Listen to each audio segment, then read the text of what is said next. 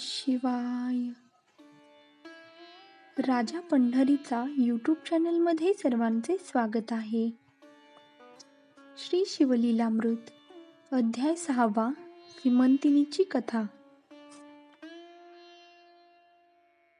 चॅनलवरती नवीन असाल तर चॅनलला सबस्क्राईब करून बेल आयकॉन प्रेस करायला विसरू नका.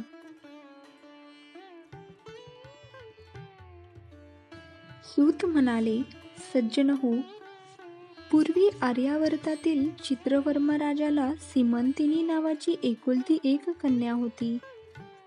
जन्मपत्रिकेनुसार ती दीर्घकाळ राज्यसौख्य भोगणार होती, पण तीच पत्रिका तिला 14व्या वर्षी वैधव्य येणार असल्याचेही सांगत होती.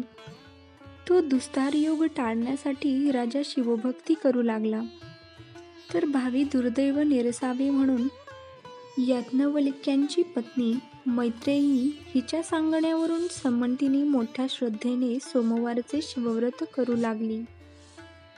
ती उपवर झाली तेव्हा चित्रवर्म्यांनी नैषध देशाच्या इंद्रसेन राजाचा मुलगा चित्रांगद याच्याशी तिचा थाटात विवाह लावून दिला.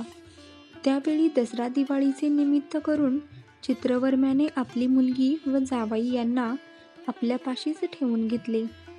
त्यांची हौसमौस पुरवली. एकदा चित्रांगण यमुनेत नौकाविहार करीत असताना नौका बुडून तो त्या अथांग जलाशयात दिसेनासा झाला. या दुःखद घटनेने सीमंतिनीवर जणू आभाळच कोसळले. त्या परिस्थितीचा फायदा घेऊन शत्रूंनी नैषध देशावर चढाई करून इंद्रसेनेचे राज्य बळकावले व त्याला कैदेत टाकले. याप्रमाणे चहूकडून दुर्दैव आडवे आले. तरीही सीमंतिनीने आपले सोमवारचे शिवव्रत चालूच ठेवले.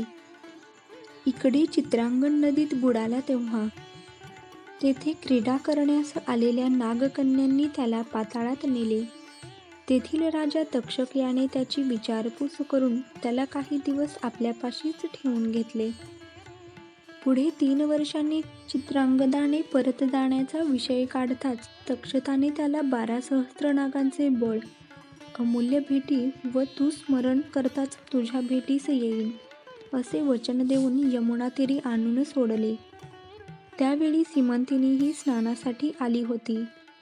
तिने त्याला पाहिले पण ओळखले नाही. त्याने तिला ओळखले, तिची चौकशी केली व तुझा पती जिवंत असून 3ऱ्या दिवशी मी तुमची भेट घडवून आणीन असे सांगून तो नैषध नगरीस गेला. तेथे शत्रूंना शरण आणून त्याने आपले राज्य परत मिळवले आणि आपल्या मातापित्यांसह सीमंतिनीस भेटला. त्यावेळी चित्रवर्म्याने आपल्या नगरीत मोठा उत्सव केला. चित्रांगदाने आपल्या नगरीत अनेक वर्ष राज्य केले. सीमंतिनीच्या शिवव्रताच्या प्रभावाने त्याचे सर्वतोपरी कल्याण झाले.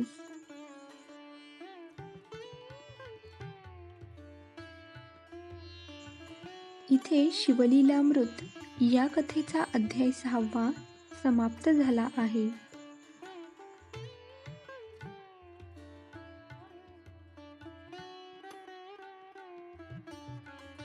व्हिडिओ आवडला असेल तर लाईक करा, शेअर करा आणि चॅनलला सबस्क्राईब करून बेल आयकॉन प्रेस करायला विसरू नका.